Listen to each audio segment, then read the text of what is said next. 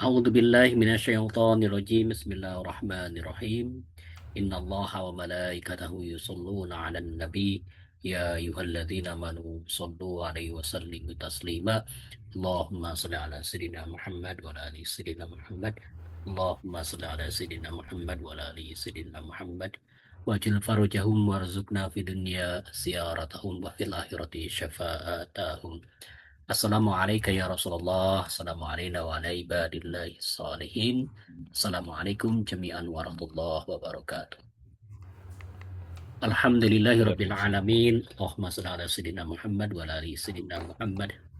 Bapak dan Ibu serta kawan-kawan yang menyimak Mishkat TV melalui Zoom dan juga YouTube. Salam jumpa kembali di malam ini. Kita akan sama-sama kembali ngaji kita, kajian kita bersama guru kita Profesor Dr. Kiai Haji Khalid Al-Walid. Oke, kali ini sesuai dengan momentum kita hari ini adalah momentum Hari Kemerdekaan Republik Indonesia yang ke-81. Jadi tema kita juga akan terkait dengan itu, yaitu hakikat huriyah kemerdekaan. Insya Allah guru kita akan menyampaikan hal yang hakiki terkait dengan huriyah dalam konteks, mungkin dalam ini konteks filsafat dan tasawuf yang perlu kita pahami agar kita lebih tercerahkan. Bapak dan Ibu serta kawan-kawan, seperti biasa sebelum kita masuk pada kajian, kita akan hantarkan dahulu suratul Fatihah.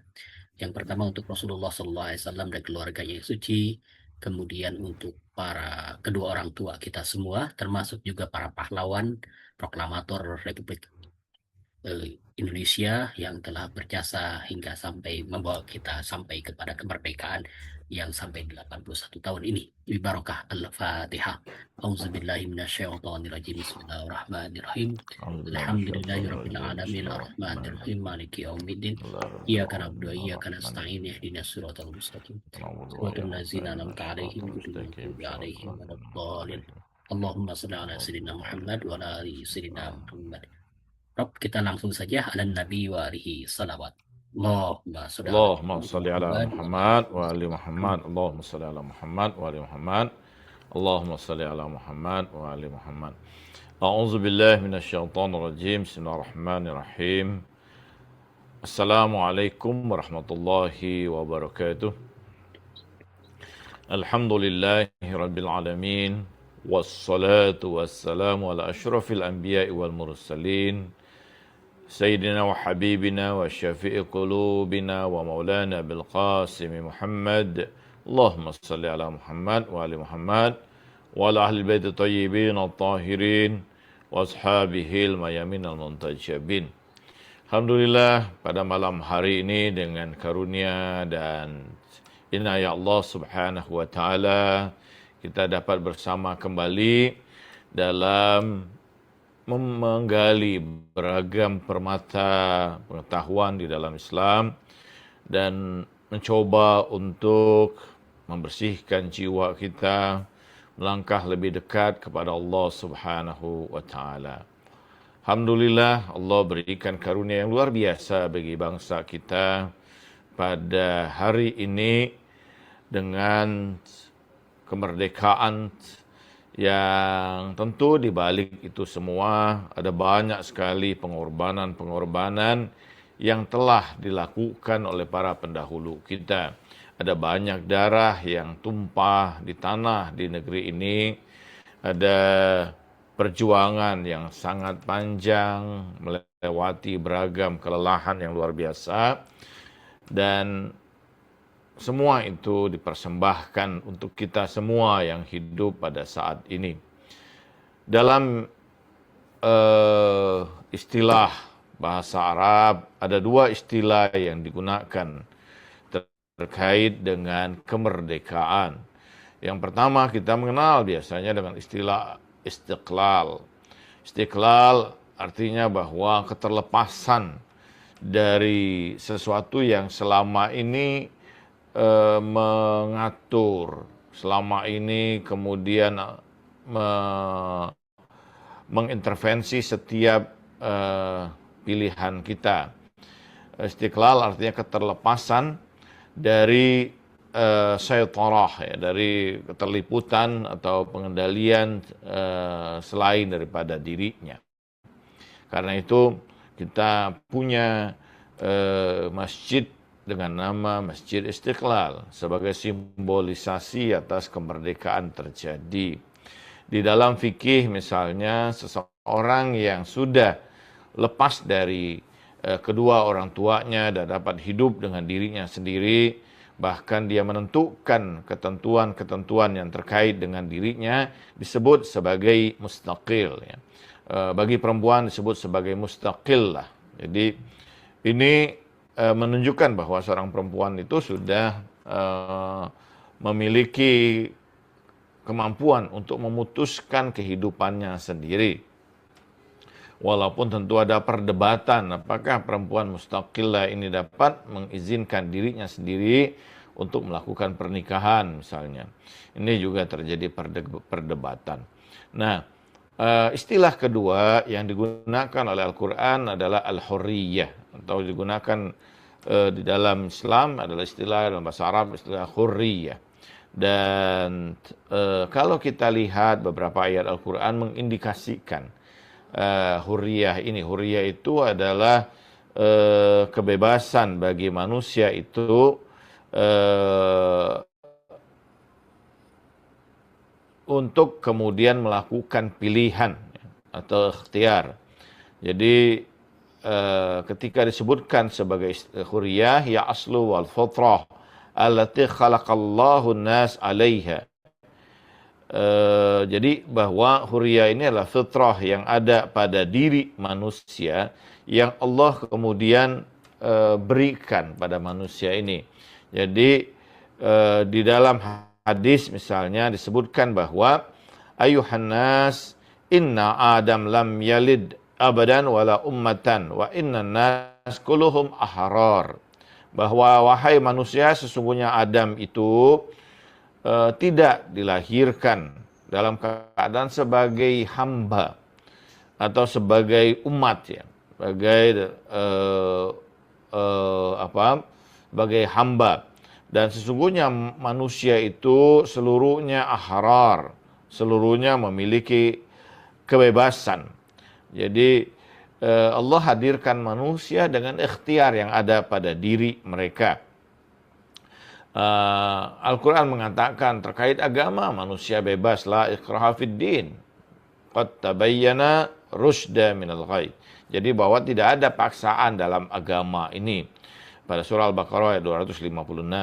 Kemudian Allah juga mengatakan walau syaa rabbuka la amana man fil ardi kulluhum jami'an afa anta tukrihu nas hatta yakunu mu'minin. Surah Yunus ayat 99. Dan sekiranya Tuhan kamu itu menginginkan, maka seluruh manusia di muka bumi ini menjadi beriman. Apakah kalian itu membenci selain daripada kalian, ya? Sehingga mereka itu kemudian menjadi orang-orang yang beriman pada Allah sendiri, itu membebaskan manusia ini untuk memilih di antara kemudian dua pilihan itu, imma syakuron wa imma kafuron. Baik dia sebagai hamba yang bersyukur maupun sebagai hamba yang kufur. Inna hadainahu najdain. Kami tunjukkan dua jalan di sini, apakah dia kufur atau dia syukur. Nah, Allah memberikan kebebasan bagi manusia ini. Istilah kebebasan dalam makna kedua itu sebagai hurriyah. Apa perbedaan antara kemudian al-istiqlal dengan hurriyah? Bahwa al-istiqlal itu artinya bahwa seseorang itu dalam hidupnya itu dia memiliki kemudian kebebasan, ya. At-taharrur tam min ayyi quyudi aw satara aw tadakhul min jihadil kharijiyah.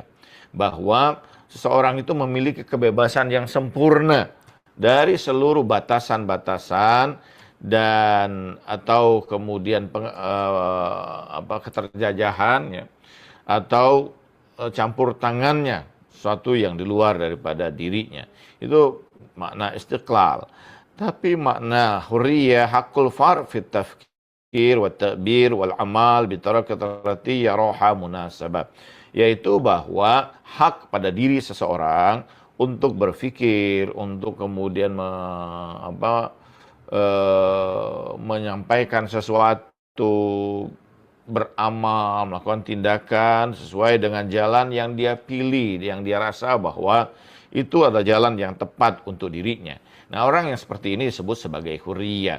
Pada setiap istiqlal, pada setiap kemudian kebebasan, kemerdekaan itu ada nilai huriyahnya di situ pasti. Dan walaupun pada huriyah, belum tentu kemudian seorang itu sebagai mustakil ya, gitu. Jadi hubungan di antara keduanya bahwa am wa khos min juwaj, kata para ulama. Jadi relasi, kata para ulama kan, ada yang satu lebih umum, ada yang satu lebih khusus ya. Jadi huriyah itu terkait dengan diri syakhsiyah, diri personal pada diri seseorang yang punya hak untuk mengekspresikan dirinya, untuk memilih kemudian jalan hidupnya. Artinya ini pada makna yang kemudian disebut sebagai huriyah.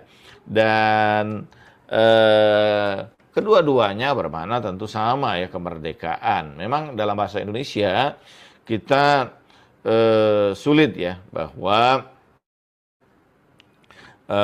seringkali dalam bahasa Indonesia itu kita kesulitan dalam konteks bahasa ya, karena bahasa itu seringkali kemudian dia terbatas ya pada konteks ini. Tetapi bahwa hur dalam makna bukan hanya kemudian dalam kehidupan di dunianya, hur ini bisa lebih umum juga, bahwa dia meliputi kemudian juga di akhirat. Misalnya ketika Al-Hur datang kepada Imam Husain mengatakan bahwa anta huron fid dunya wal akhirah kama samatuka ummuka hur al-hur. Engkau itu merdeka di dunia maupun di akhirat, sebagaimana ibumu telah memberimu nama Al-Hur.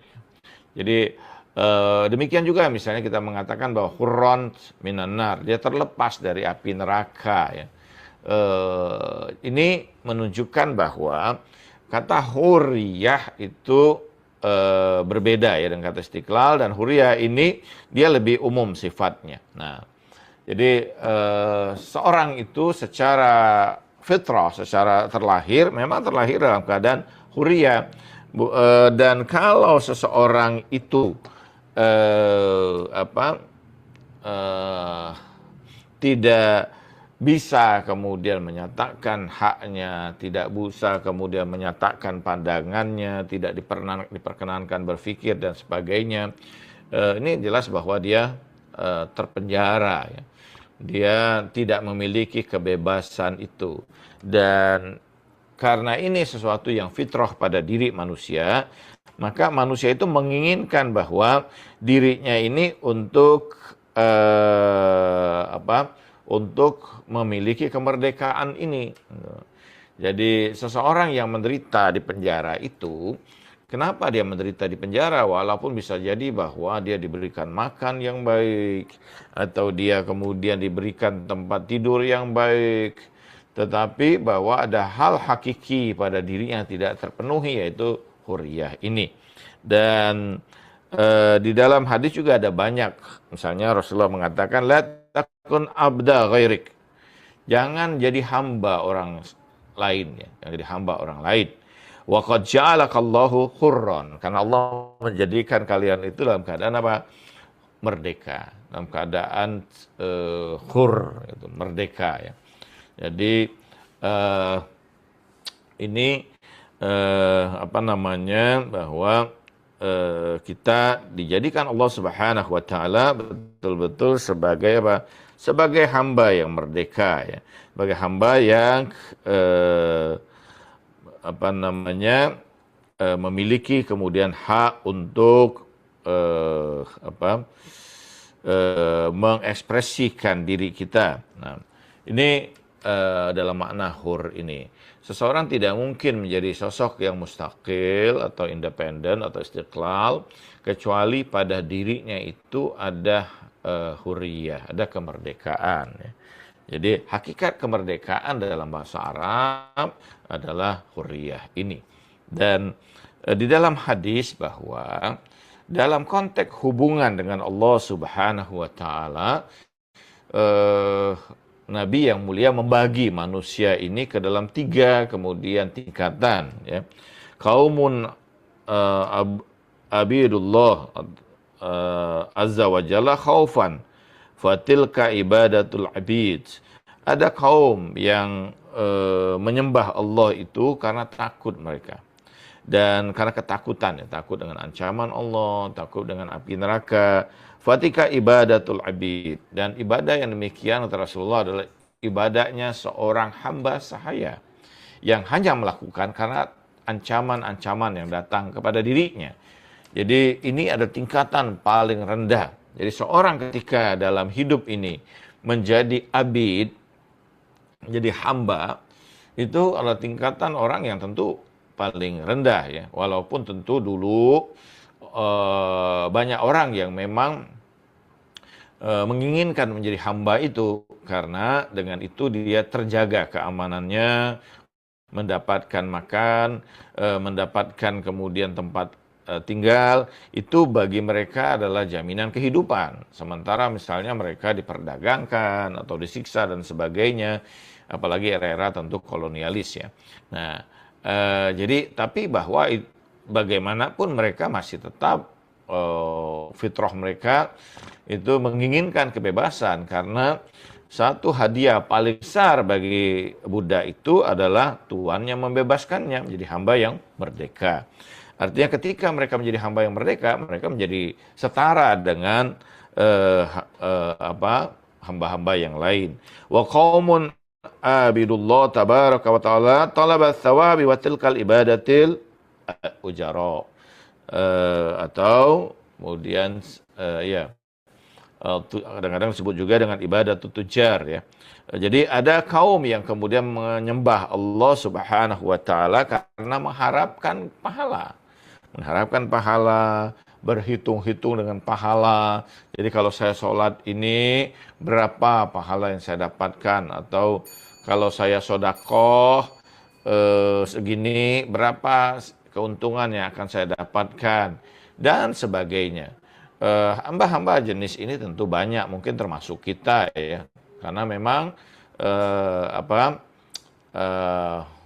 keutamaan dari ibadah itu, afdholiyatul ibadah itu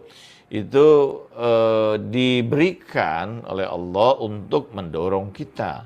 Karena banyak di antara kita atau pada tingkatan tertentu kita semua tentu mengharapkan itu, ya. Harapkan bahwa dengan ibadah ini kemudian Allah menghapuskan dosa kita. Dengan ibadah ini Allah meluaskan rezeki kita. Dengan ibadah ini Allah menjauhkan kesulitan dalam kehidupan kita dan sebagainya. Itu mungkin kita masih pada kategori yang seperti ini. Tetapi ada yang tingkat lebih tinggi pada konteks ini, wa qaumun abidullah azza wa jalla hubban lahu fatilkal ibadatul ahrar wa hiya afdalul ibadah. Dan ada kaum yang kemudian menyembah Allah itu dengan apa? Dengan rasa cintanya. Jadi bukan lagi karena ketakutan, ancaman, bukan lagi karena ada ganjaran di sana, tapi betul-betul bahwa ada rasa syukur atau rasa cinta yang ada di dalam dirinya. Bahwa kita diciptakan Allah sebagai manusia, sebenarnya ketika sadar hakikat manusia itu, atau minimal kita tahu bahwa manusia ini adalah makhluk yang paling utama di antara makhluk yang lain, dan Allah menghadirkan kita sebagai sosok manusia, mestinya itu membawa kita pada rasa syukur yang luar biasa. Kita menyaksikan bahwa Allah bisa saja menciptakan binatang dan sebagainya, menjadikan satu ini binatang misalnya, itu hak prerogatif Allah, tapi Allah pilih kita untuk hadir di muka bumi ini sebagai makhluk yang paling utama. Jadi kalaupun kita karena itu syukur, itu bukan lagi karena ini bahwa dengan beragam nikmat yang kita dapatkan, kita beribadah karena rasa syukur kita. Yang rasa syukur itu mengantarkan kita menjadi dekat dengan Allah dan menyadari bahwa zat Allah ini adalah zat yang paling baik dalam memperlakukan diri kita, sehingga ada muncul perlahan rasa cinta kepada Allah, menikmati ibadah itu sendiri. Dan kalau sudah kita beribadah dalam konteks ini kita berada pada tingkatan al-ahrar, yaitu orang-orang yang merdeka. Dan ini sebaik-baik tingkatan ibadah, kata Rasulullah Sallallahu Alaihi Wasallam. Jadi seorang yang merdeka bukan hanya dalam konteks bahwa dia tidak lagi terjajah, tapi dia sudah terlepas dari konteks yang ada ini. Itu tentu sesuatu yang paling baik ya. Nah, ada tentu tingkatan pada hurriyah ini. Yang pertama tentu tingkatan hurriyah itu adalah seorang itu lahu haqqu li tafkir, li ikhtiyar fi amalihi, wal intikhab ala syai'un munasibatul bahwa orang pada tingkat ini bahwa dia punya hak untuk kemudian terlepas memiliki hak untuk mengekspresikan berpikirnya, kemampuan berpikirnya, kesadarannya, memilih sesuatu, kemudian melakukan tindakan sesuai dengan apa yang dia inginkan, tidak kemudian dikuasai syaitaratu alal akharin, tidak berada dalam kekuasaan yang lain ya. Ini tentu tingkatan di mana ketika kita mengproklamirkan diri pada tanggal 17 Agustus 1945 itu tentu dalam makna itu bahwa kita menjadi bangsa yang independen, bangsa yang memiliki hak untuk menyatakan kebangsaan kita, hidup sesuai dengan nilai-nilai yang kita sepakati bersama, dengan budaya yang hidup di dalam bangsa kita ini atau dari daerah kita masing-masing, menggunakan bahasa yang sesuai dengan kesepakatan kita dan menyuarakan kemudian suara atas nama bangsa kita sendiri ya. Itu kan tentu kemudian mengelola bangsa dengan kudroh yang ada pada diri kita sendiri, itu tentu dalam makna istiqlal, dalam makna hurriyah tapi ini pada tingkat awal. Jadi pada tingkatan ini tentu kita alhamdulillah ya, artinya kita sudah mendapatkan rasa syukur yang luar biasa. Ini Mutahari menjelaskan ya dalam konteks ini. Nah, tentu ini hal-hal yang mendasar dapat kita lakukan. Tapi bahwa dalam makna yang kedua tentu menjadi lain ya, bahwa al-hurriyah itu artinya bahwa sebagai bangsa tentu saja dalam makna ini kita mampu mengelola kemudian seluruh apa yang ada di negeri kita ini, sebagaimana seseorang yang hurriyah di rumahnya, dia mampu menggunakan apapun, memanfaatkan apapun untuk dirinya. Jadi itu berarti bahwa dia hurriyah. Seorang itu kan ketika kita berada di rumah kita sendiri, kita hurriyah. Artinya kita mau tidur di bagian mana di rumah kita mau masak apa ya, atau kita kemudian ya kemudian memperbaiki rumah kita dan sebagainya ya, mengganti warna dinding rumah kita, itu kan kita punya kebebasan pada tingkat itu ya. Jadi pada hurriyah pada makna kedua bahwa sebagai bangsa kita tentu punya hak ya untuk menikmati seluruh hasil yang ada di tanah air kita ya, hasil alam yang ada di tanah air kita. Kemudian juga mendapatkan kemudian kelayakan kehidupan, pendidikan yang baik. Kemudian juga tentu hurriyah dalam makna bahwa kita mendapatkan hak kita untuk mendapatkan pelayanan yang baik dalam kesehatan ya. Nah, ini kan tentu hurriyah dalam makna kedua.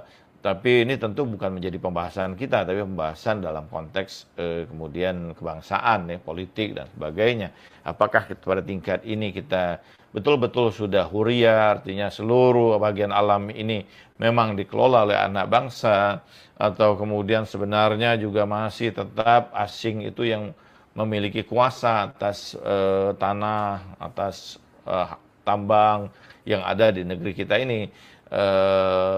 Sementara misalnya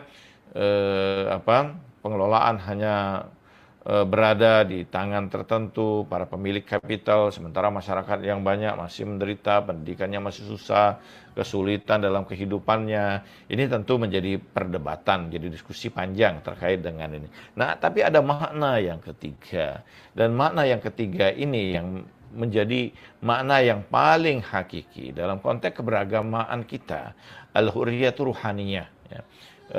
Mutahari menjelaskan bahwa ada hakikat ketiga, ya hakikat ketiga itu dari kemerdekaan itu, sehingga Mutahari mengatakan tidak ada kemerdekaan yang sesungguhnya kecuali kemerdekaan ruhaniyah. Apa makna kemerdekaan ruhaniyah ini? Yaitu bahwa inqita'anil dunia, ya, bahwa keterputusan sebenarnya dari ikatan at-ta'alluq qulubuhum minad dunia, keterlepasan kemudian keterikatan hati dari dunia ini. Apa yang dimaksud itu?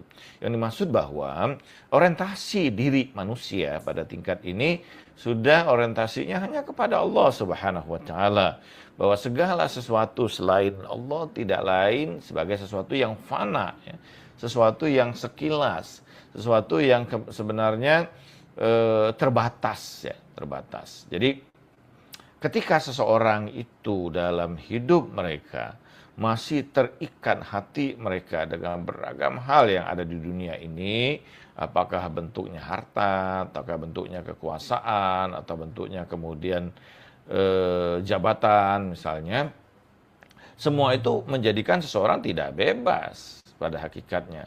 Dia terikat dirinya. Dalam Al-Quran Allah mengatakan ma jalallahu liqalbil ma jalallahu lirajulin qalbain fi jufi. Allah tidak menjadikan pada dada seseorang itu dua hati, ya.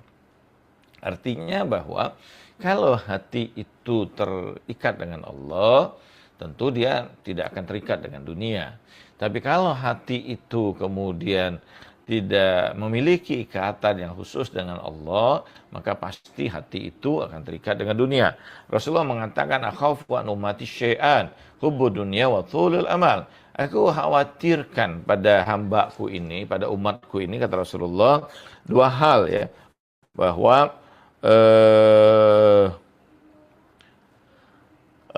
kecintaan pada dunia dan panjangnya angan-angannya. Seseorang yang kemudian mencintai bahwa al-muhibbul lid-dunya kasyaribul ma'il bahar, Rasulullah, bahwa para pecinta dunia itu bagaikan peminum air laut.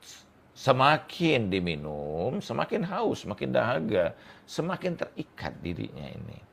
Nah, orang yang terikat dengan alam materi ini, dirinya itu, hatinya itu dipenuhi beragam materi, maka orang-orang seperti ini adalah dalam istilah yang disebut dengan oleh Nabi sebagai apa? Sebagai gharik fi dunia. Dia tenggelam di dunia ini. Jadi bahkan dia menjadi sangat terbatas dirinya ini. Kebahagiaannya terbatas oleh kepemilikan, ya. Dirinya bukan memiliki tapi justru dimiliki, bahwa muncul pada konteks ini ketika seseorang itu hatinya terikat dengan dunia, beragam penyakit hati itu muncul. Ada ketamakan, ya, tamak, ada kemudian ujub, ya, takabur, dan sebagainya. Beragam penyakit itu justru menggerogoti dirinya dan membatasi menjadi makhluk yang paling terbatas. Dan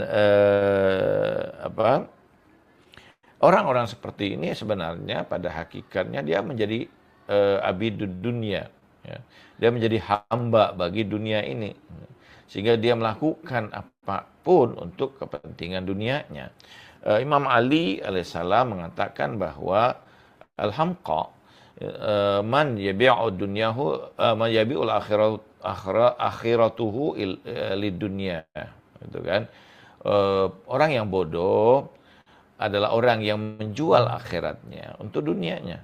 Wa ahmak yabi'ul akhiratuhu lidunya ghairi. Yang paling bodoh lagi, kata Imam Ali, adalah orang yang menjual akhiratnya untuk dunia orang lain. Kenapa? apakah ada orang seperti ini? Ada banyak sekali. Jadi orang hamba abdi di dunia pasti dia akan menyembah makhluk yang lain. Karena keinginan-keinginannya ada pada genggaman makhluk yang lain. Menginginkan jabatan, menginginkan harta, menginginkan kemudian apa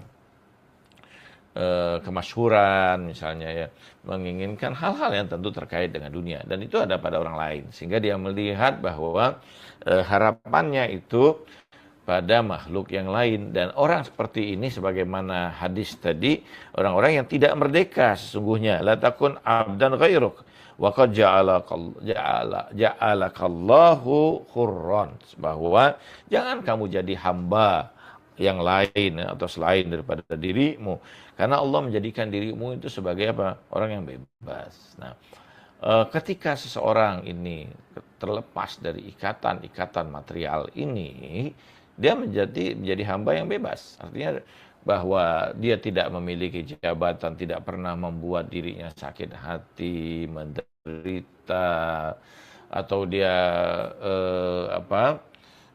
bagi dia sama saja ya.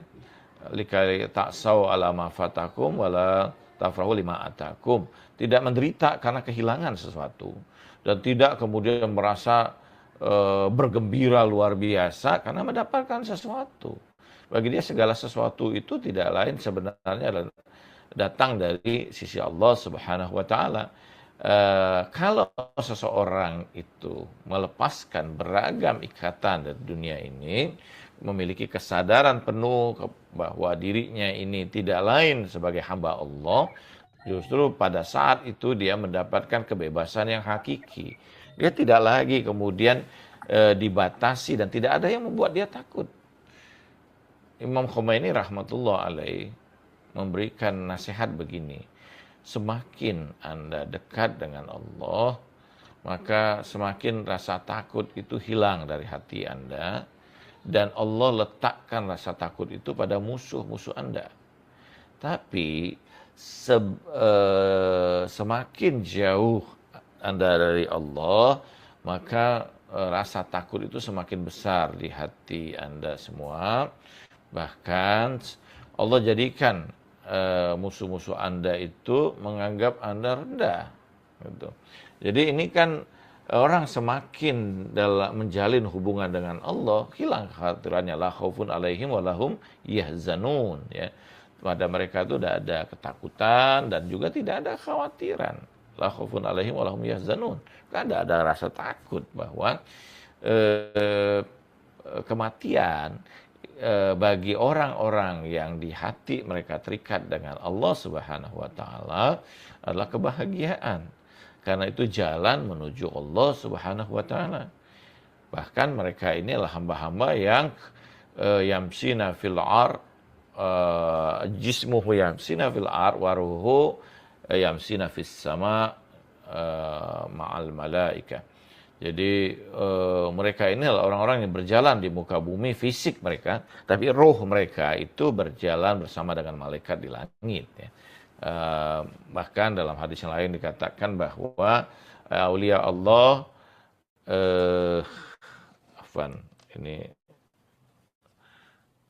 aulia Allah itu, masih bisa dengar suara saya, Kang Asa? Masih Bob, sudah. Kenapa mati lampu? Ya, mati lampu ini. Insyaallah. Ya, kekasih-kekasih Allah itu, kekasih-kekasih Allah itu adalah mereka yang majhulu fil ar wa masyhurun fis sama. Mereka ini tersembunyi di dunia ini, tapi masyhur di langit gitu. Jadi orang-orang yang kemudian kekasih Allah itu kata Rasulullah, di dunia ini mungkin orang tidak banyak mengenal mereka, tapi di langit mereka masyhur ya, kenal. Bahkan para malaikat itu rindu pada diri mereka. Ini dan ini yang menjadi doa Imam Ali bin Abi Thalib pada doa Sya'ban, Allahumma Allahumma rzuqna kamalul inqita' an ghairik. Ya Allah, anugerahkanlah padaku keterputusan selain kepadamu. Nah, pada hakikat ini, justru hamba-hamba yang begini adalah hamba yang punya kesadaran pada hakikat diri mereka ini sebagai hakikat yang fakir, yang tidak memiliki apapun.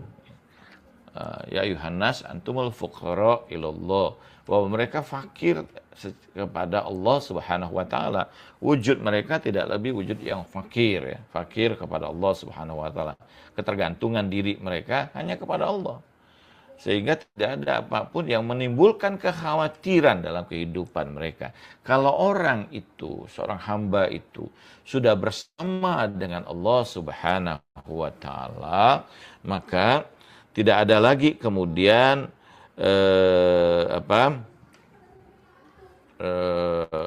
tidak ada lagi kemudian apapun yang akan kemudian membatasi dan mengganggu dirinya.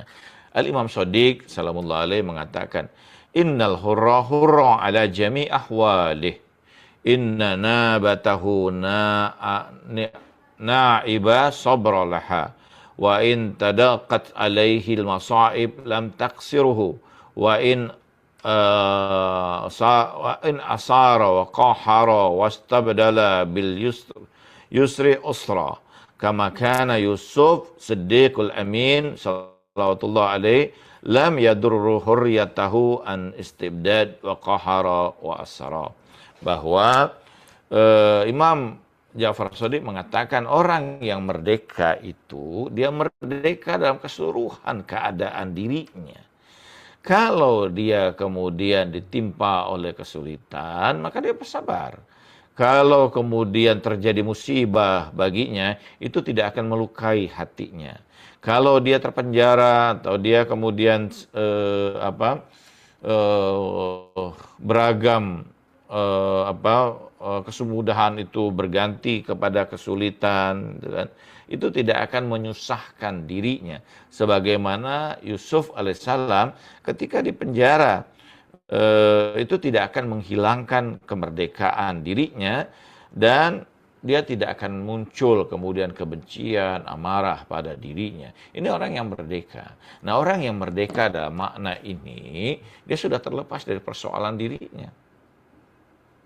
Karena itu bahwa orang-orang yang seperti ini manusia-manusia ilahi yang seperti ini, diri mereka, hidup mereka itu adalah cahaya ilahi, ya, yang mereka berjalan di antara manusia. Diri mereka menjadi panutan, diri mereka betul-betul mengajak manusia pada kesempurnaan yang hakiki, diri mereka justru menjadi panutan. Mereka memilih kesederhanaan dalam hidup ini di saat mereka memiliki kemampuan untuk menjadi hamba yang kaya. Jadi ini yang membedakan, ya. Sehingga kalau orang-orang yang seperti ini menjadi pemimpin, maka kita bisa pastikan bahwa bangsa yang dipimpinnya akan menjadi bangsa yang merdeka. Tapi kalau pemimpin-pemimpin itu masih terpenjara oleh hawa nafsu mereka, sehingga apa yang mereka lakukan dalam memimpin itu tidak lebih dalam upaya untuk memuaskan hawa nafsu mereka. Mereka adalah perampok-perampok yang merampok kemudian bangsanya sendiri. Ada nasihat paling indah dari Imam Ali bin Abi Thalib alaihissalam kepada Malik al-Ashtar. Nasihat terhadap seorang pemimpin. Imam Ali mengatakan pada Malik al-Ashtar, ketika engkau berada dan melihat rakyatmu, maka lihatlah dengan mata kasih sayang, dengan mata rahmat. Dan dengarkanlah perkataan-perkataan orang yang bodoh di antara rakyatmu tanpa harus mengecam mereka. Dan duduklah bersama dengan orang-orang yang bijaksana di antara rakyatmu. Bermusyawarahlah dengan mereka. Jangan melihat rakyatmu seperti seekor singa yang melihat mangsanya. Orang-orang yang merdeka tentu mampu membawa bangsanya itu pada kemerdekaan yang hakiki. Mudah-mudahan pada hari ini kemerdekaan ini menyadarkan kita bahwa kita belum meraih kemerdekaan yang hakiki ini. Wassallallahu ala sayyidina Muhammad wa ala tahirin walhamdulillahi rabbil alamin. Alhamdulillah Rabbil Alamin. Terima kasih Profesor Dr. Al-Walid yang sudah menyampaikan materi kita terkait dengan hakikat kemerdekaan ya. Jadi hakikat kemerdekaan yang sesungguhnya adalah kemerdekaan secara rohaniah.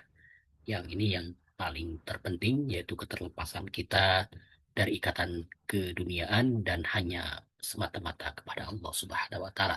Tadi juga dibahas terkait dengan huriyah, makna huriyah dan istiqlal. Dua-duanya beda dan sebagainya. Sedangkan Bapak dan Ibu kalau ada hal yang ingin didiskusikan bisa dituliskan. Eh, Rob yang terkait dengan huriyah kan eh, bukan huriyah sih terkait dengan cinta pada tanah air ya. Saya pernah mendengarkan hadis juga ya bahwa terkait bahwa cinta tanah air terkait dengan keimanan begitu. Apakah ini eh, maknanya adalah tanah air ini harus tanah air dalam arti daulah Islamiyah atau tanah air sebagai tempat kita menghamba kepada ilahi gitu gimana? Ya, baik. Ini kan dunia ini sesuatu yang fana dan nisbi, relatif ya. Saat ini mungkin kita sebut bangsa Indonesia dalam luas wilayah yang sudah ditentukan dan sebagainya. Kita sepakat sebagai berbangsa Indonesia. Sebagai bangsa kita punya kewajiban-kewajiban yang harus kita tunaikan. Itu kewajiban yang diperintahkan oleh Al-Quran sebagai aufu bil uqud ya. Menunaikan kemudian kesepakatan, janji, sumpah setia dan sebagainya. Sebagaimana sebenarnya ketika kita berumah tangga, ya, pernikahan. Rumah tangga itu kan gambaran dari satu bangsa. Ya. Itu tentu ada kesepakatan-kesepakatan di dalam rumah. Bagaimana kita harus mengatur kemudian pendapatan, pengeluaran dan sebagainya. Jadi manzil itu atau rumah itu sebenarnya gambaran dari bangsa dalam makna yang kecil ya, miniaturnya bangsa. Nah, tapi bahwa rumah tangga ini kan sesuatu yang juga relatif ya. Ada kalanya mungkin rumah tangga itu kemudian berubah ya. Misalnya contoh sederhana secara alamiah kita berubah. Dulu mungkin kita membangun rumah besar, menyediakan banyak kamar, tapi semakin tua kemudian anak-anak pergi dengan kehidupan mereka sendiri, tinggallah kita berdua. Ya. Ada hal-hal yang kemudian berubah dalam kehidupan rumah tangga kita, itu hal yang alamiah, relativitas itu terjadi. Atau misalnya rumah yang tadinya sudah kita bangun dan sebagainya, karena satu dan lain hal harus kita jual. Kita hidup dalam rumah yang lain yang lebih kecil atau dan sebagainya ya. Itu kan sesuatu yang sifatnya relatif. Kehidupan kita berbangsa juga sebagai sesuatu yang sebenarnya tanah air yang kita sebut tanah air kan sesuatu yang juga relatif ya, bahwa Islam pada hakikat keislaman tentu tidak mengenal batas ya, atas wilayah, atas tempat ya. Bahwa semua kita sama, diikat dalam konteks keimanan, diikat sebagai sesama manusia ya. Sebagaimana Imam Ali mengatakan bahwa annas akhukum, ima akhum fid din wa ima akhukum fil insaniyah ya, insan. Bahwa kita ini diikat oleh dua hal. Kita sama-sama sebagai makhluk ciptaan Allah. Ada saudara dalam konteks seiman, seberagama. Ada saudara dalam konteks bahwa kita sama manusia ya. Jadi batas wilayah dan sebagainya itu sesuatu yang sebenarnya tidak lebih kesepakatan yang terjadi bersama. Ketika kita sudah bersepakati bangsa ini sebagai negeri kita, sebagai bangsa sendiri dan sebagainya, ya itu kesepakatan yang harus kemudian kita jaga kesepakatan itu ya. Menolak kesepakatan itu adalah pengkhianatan, kita sebut sebagai khianat. Tapi ini sebenarnya tidak terkait kemudian dengan keimanan. Saya berikan contoh begini, membela tanah air itu sesuatu yang wajib ya dari konteks kita sebagai bangsa, sebagai warga negara. Tetapi ada kalanya kebijakan pemerintah misalnya, suatu saat misalnya kita tidak tahu ya, keliru misalnya. Misalnya bahwa pemerintah melakukan seperti misalnya kita berada pada negara-negara kolonial ya, yang menjajah bangsa lain misalnya. Itu kan sesuatu yang bertentangan dengan nilai agama, bertentangan nilai kemanusiaan. Menentang hal tersebut juga menjadi satu kewajiban, bukan membela negara ya, bukan mencintai negara dalam konteks itu. Juga jadi itu tentu tidak terkait dengan keimanan. Nah, para ulama seperti Ibnu Arabi misalnya mengatakan bahwa hubul waton minal iman itu waton yang hakiki yang terkait dengan keimanan itu adalah kampung akhirat kita. Itu yang terkait dengan keimanan. Jadi kecintaan kita kepada kampung hakiki kita, kepada tanah hakiki kita yaitu akhirat, itu tentu terkait dengan keimanan. Jadi tidak ada kaitannya misalnya semakin cinta negeri ini bahwa Islam menentang nasionalisme itu ya. Nasionalisme itu artinya bahwa seakan-akan ini sebagai sesuatu yang hakiki bagi kita. Kita menentang kemudian ini yang lain. Tidak bisa begitu ya. Dalam Islam bahwa ini satu negeri ini sebagai satu kesepakatan kita dalam kehidupan kita ini. Dan kita wajib menjaga kesepakatan itu. Jadi kalau kita menjadi warga negara, kita terikat dengan beragam ketentuan-ketentuan yang ada pada negara ini. Ada kewajiban-kewajiban yang harus kita tunaikan sebagai warga negara. Gitu.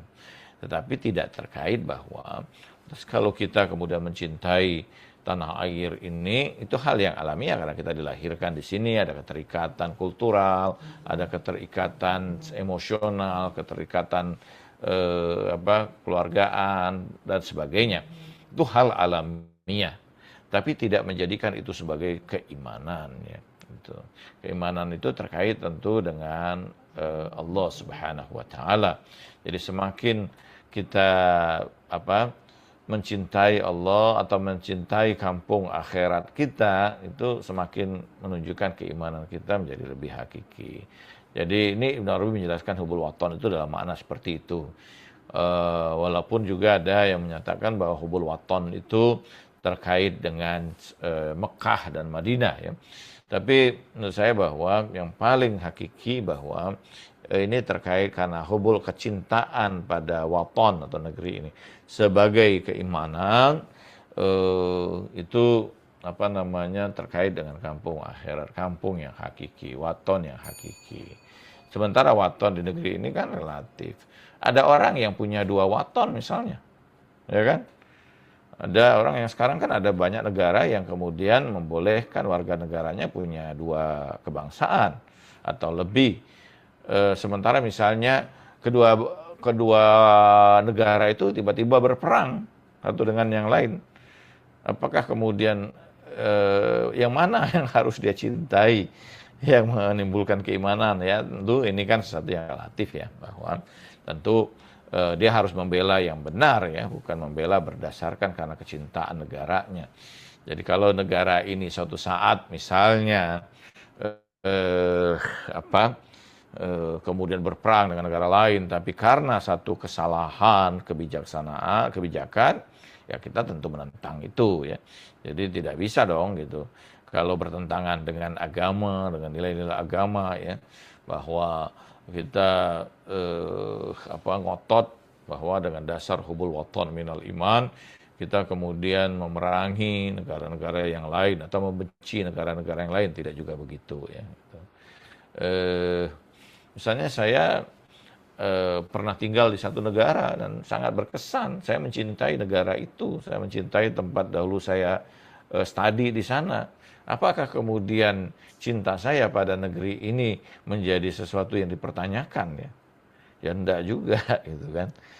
Saya warga negara, cinta menghormati seluruh ketentuan yang ada di sini, tunduk dan patuh pada ketentuan-ketentuan yang ada, kemudian menentang segala bentuk yang tidak sesuai dengan kesepakatan yang sudah kita sepakati bersama sebagai bangsa. Apalagi misalnya ada kelompok-kelompok yang ingin mendirikan negara di dalam negara ini sendiri, itu kan sesuatu yang khianat ya atas kesepakatan yang ada ya. Begitu Kang Ahsa. Baik, Dok. Yang terkait dengan kemerdekaan rohaniah itu yang terlihat tadi itu, langkah-langkah untuk sampai pada itu termasuk juga bagaimana cara kita mengontrol diri kita itu, kita bergerak ke kemerdekaan rohaniah atau sebaliknya, bahwa kita terseret ke arah yang bertentangan dengan yang rohaniah itu. Apa gimana? Ya, jadi kita kan apa namanya? Tentu kita mendorong ya, bahwa atau memberikan pencerahan Ya. bangsa ini harus berkembang pada kualitas yang lebih tinggi ya. Bukan hanya bangsa yang hidup memikirkan kehidupan material, tapi bangsa yang memiliki nilai-nilai yang lebih hakiki. Bangsa yang sadar bahwa kesadaran yang lebih tinggi, kesadaran yang lebih maknawi itu jauh lebih baik ya. Kita menolak segala bentuk kemudian kebebasan-kebebasan yang sifatnya material ya. Gitu. Karena kebebasan-kebebasan yang bersifat material itu justru membuat keterbatasan kita. Kita bukan itu kebebasan yang didorong oleh hawa nafsu kita. Hmm. Sebagaimana misalnya pandangan-pandangan kelompok liberal ya. Orang bebas misalnya untuk tidak berpakaian karena hak individual mereka di jalanan, atau orang bebas melukis dengan ini pornografi dan sebagainya, atau LGBT, itu semua justru menghancurkan kita ya.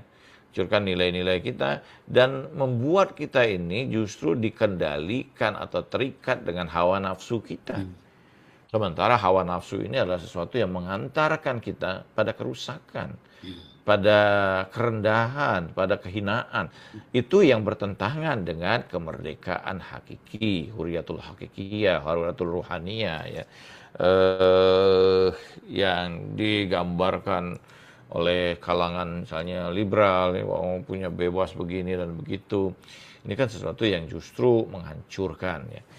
Kita tentu mendorong bahwa film-film kita misalnya itu didorong sebenarnya untuk mendidik ya, bukan untuk kemudian sekedar hiburan, tapi mendidik jiwa kita sehingga kemudian membangun kesadaran pada kesadaran yang lebih tinggi. Ini yang semestinya kemudian diarahkan ya. Pendidikan juga demikian, bahwa kan kalau dalam undang-undang pendidikan itu, tujuan pendidikan itu menjadikan manusia yang sempurna ya gitu. Tapi itu kan tidak pernah dirumuskan ya, dan bahkan pendidikan-pendidikan kita cenderung kemudian menjadi pendidikan materialistis ya, dan ini berbahaya sebenarnya, justru sebaliknya dari tujuan hakiki dari negeri ini. Kalau kita baca kemudian undang-undang dasar kita ya, kemudian juga apa namanya Pancasila ya, itu kan semua mengajarkan kita pada nilai-nilai yang lebih hakiki. Tapi nilai itu tidak akan pernah tercapai kecuali para pemimpin kita atau para tokoh-tokoh kita itu memang sudah terlepas dari memiliki kemudian kemerdekaan ruhaniah ya. Mereka sudah tidak lagi punya persoalan terhadap dirinya.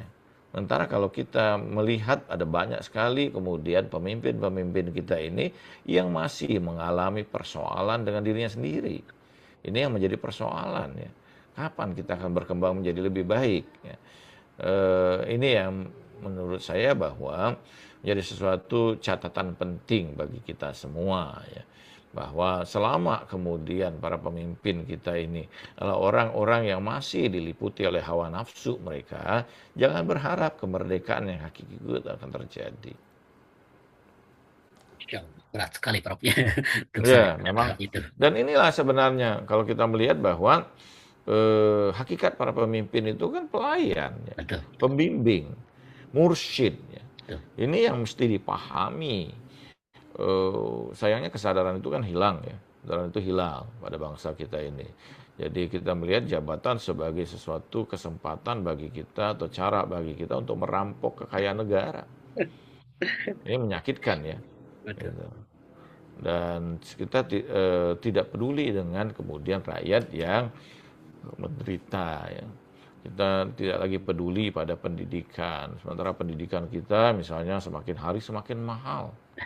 Betul. Ini menyedihkan sekali. Artinya kalau kita melihat bahwa pendidikan itu semakin hari menjadi semakin mahal, maka itu satu tanda bahwa apa? Bahwa para pemimpin kita belum memperhatikan bahwa pendidikan adalah bagian dari upaya untuk menyempurnakan kehidupan berbangsa kita.